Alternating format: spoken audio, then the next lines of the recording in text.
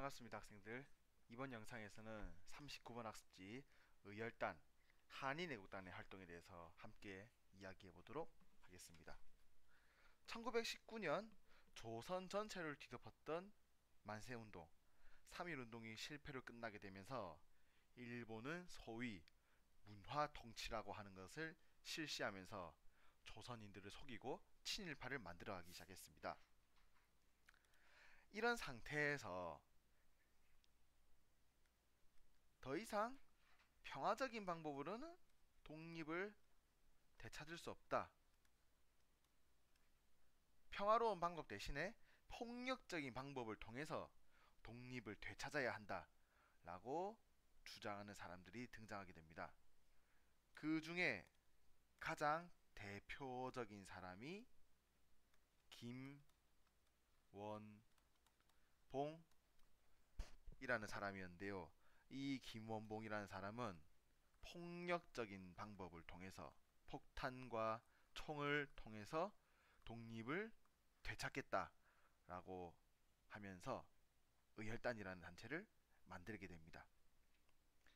이 의열단의 정신은 신채호 선생님이 쓴 조선 혁명 선언이라는 글에 잘 나타나 있습니다. 학습지 앞면을 보면 조선 혁명 선언의 내용이 나타나 있는데 주요 부분만 간단하게 살펴보겠습니다. 민중은 우리 혁명 오타군요. 의 대본령이다. 폭력은 우리 혁명의 유일한 무기다. 여기서 열단이 말하는 혁명이라 함은 독립을 말하는 것이죠. 그리고 우리 독립의 유일한 무기는 폭력이라고 합니다. 그래서 우리는 민중과 함께 폭력, 암살, 파괴, 폭동을 일으켜서 일본을 몰아내겠다라고 주장하고 있는 것이죠. 김원봉은 1919년 중국 상하이에서 의열단이라는 단체를 만듭니다. 의로운 일을 맹렬하게 실행하겠다라는 단체인데요. 자, 이 의열단의 활동을 지금부터 살펴보겠습니다.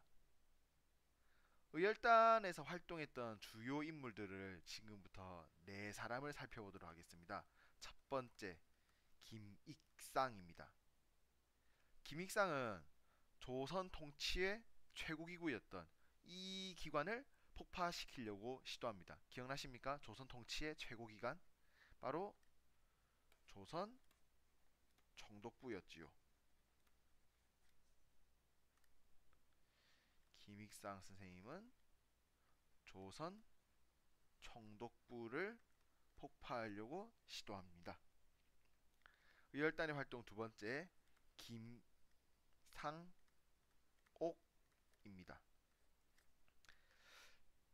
김상옥 선생님은 독립운동가들을 잡아들이는 일본의 경찰기관 중에서 가장 악랄한 것이었던 종로 경찰서를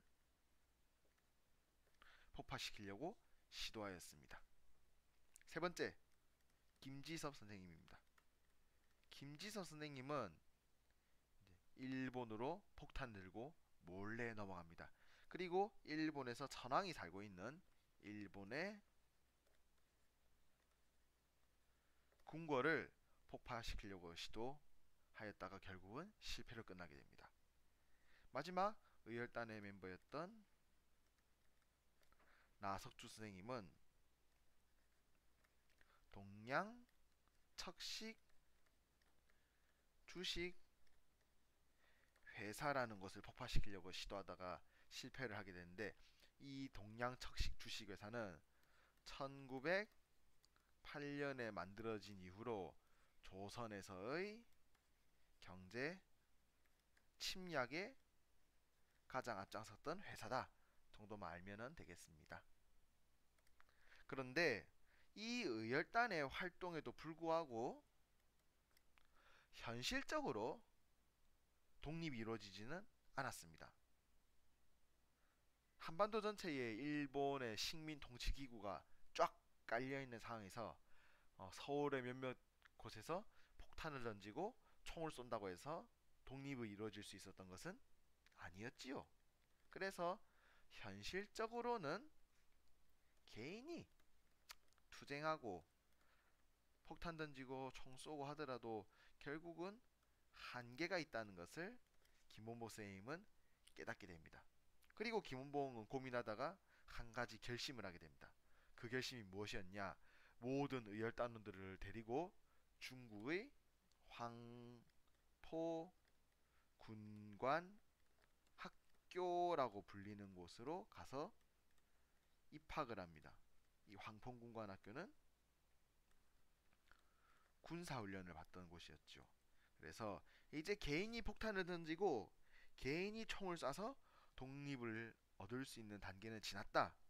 우리 의열단원들이 우리 김원봉을 비롯한 의열단원들이 직접 군사훈련을 받고 군대를 조직하여 일본군을 몰아내겠다라는 식으로 독립운동의 방법을 바꾸게 된 것이죠. 그리고 의열단 멤버였던 김원봉 선생님이 황포군관학교를 졸업한 이후에 새롭게 조선의용대라는 군대를 만들게 됩니다.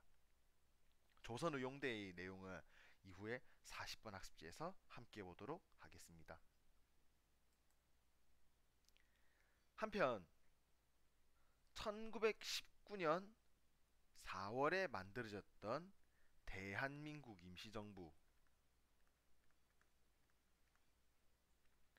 대한민국 임시정부는 1920년대 중반으로 들어서면서 그 세력이 크게 약화되어 있는 상태였습니다. 이 내용은 제가 35번에서 여러분들에게 얘기 들었던 겁니다. 기억이 안 나는 사람들은 복습을 꼭 해주시길 바랍니다. 1920년대 중반부터 쇠퇴해 있던 대한민국 임시정부를 어떻게든 살려내려고 노력했던 한 인물이 있었습니다. 그 인물의 이름은 바로 백범 김구 선생님이었습니다. 김구 선생님은 임시정부를 살려내고 다시 활기를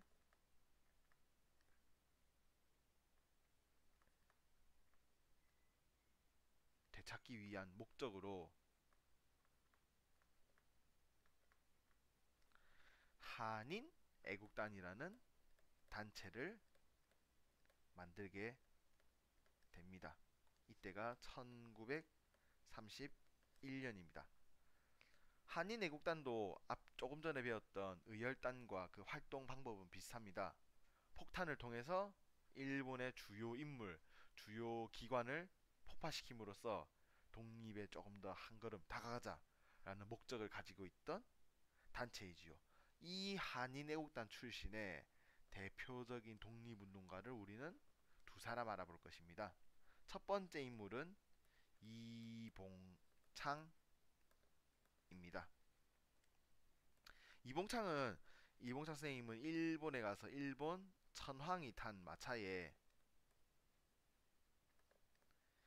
폭탄을 던집니다. 하지만은 부득이 아쉽게도 폭탄의 위력이 약했고 제대로 맞추지 못해서 천황을 암살하는 데는 실패하게 됩니다. 이봉창의 의거가 실패로 끝난 이후에 다시 한번 폭탄 투척에 시도했던 인물이 있었는데요. 그 인물은 바로 윤봉길이었습니다. 윤봉길은 김구에게 받은 두 개의 폭탄을 중국 홍콩원에서 열리고 있는 일본군의 행사장에 던지기로 결심합니다. 당시에 일본과 중국은 전쟁을 치르고 있는 중이었는데 일본은 자신들이 중국군을 승리 이겼던 기념 행사를 중국의 홍콩 공원에서 열기로 결심하였던 것이죠. 그리고 의거 당일날 윤봉기는 두 개의 폭탄을 들고 홍콩 공원으로 갑니다. 물통폭탄. 물통폭탄은 행사장 앞에 있던 단상에 크게 터뜨리는데 성공합니다. 이후에 도시락 폭탄을 자결용으로 사용하려고 했지만은 일본 군에게 붙잡혀서 자결에는 실패하시고 일본 땅에서 사형을 당하고 돌아가시게 됩니다. 잠깐 사진을 보면 이봉창 선생님의 사진입니다.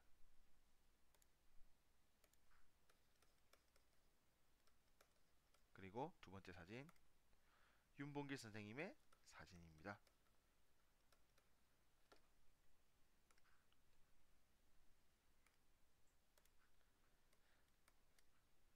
한편 윤봉길 선생님의 홍코 공원 폭탄 투척 누구보다도 기뻐했던 나라가 하나가 더 있었습니다. 그 나라는 바로 중국이었습니다. 당시 중국은 일본과 전쟁 중이다라는 얘기 조금 전에 했었지요. 중국의 장제스라는 지도자는 윤봉길의 의거를 보고 이렇게 말했답니다.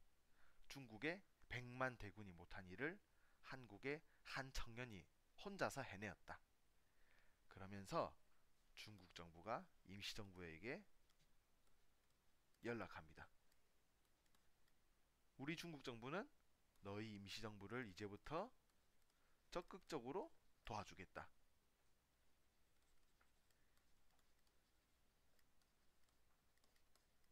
처음 김구 선생님이 한인애국단을 만들었던 목적 기억하십니까? 임시정부의 활력을 힘을 되찾기 위한 목적. 윤봉길 선생님의 폭탄 투척 의거로 인해서 드디어 임시정부가 다시 그 힘을 되찾고 우리 독립운동을 앞장설 수 있는 길이 생기게 된 것입니다. 자, 오늘은 의열단이라는 단체와 한인애국단이라는 두 단체에 대해서 알아보았습니다. 이 두 단체를 공부할 때 중요한 것은 각각의 단체가 탄생하게 된 배경을 알아둬야 된다는 겁니다. 의열단의 경우 김원봉이 폭력투쟁을 위해서, 그리고 이 의열단의 정신이 잘 드러나 있는 글 신채호가 썼던 조선 혁명선언,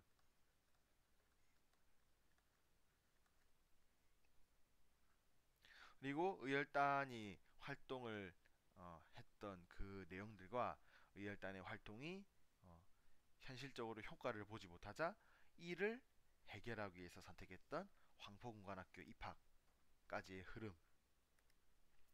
한인애국단의 경우에는 한인애국단이 탄생하게 된 배경, 임시정부의 쇠퇴와 임시정부의 힘을 되찾기 위한 김구 선생님의 결심, 그리고 한인애국단의 활동, 이봉창과 윤봉길의 내용과 윤봉길의 폭탄 투척이 성공한 이후로 중국 정부가 임시정부를 드디어 지원하기 시작하면서 임시정부가 힘을 다시 기르는데 성공했다라는 부분에 포인트를 두시면 되겠습니다. 자, 다음 40번 영상에서 보도록 하겠습니다.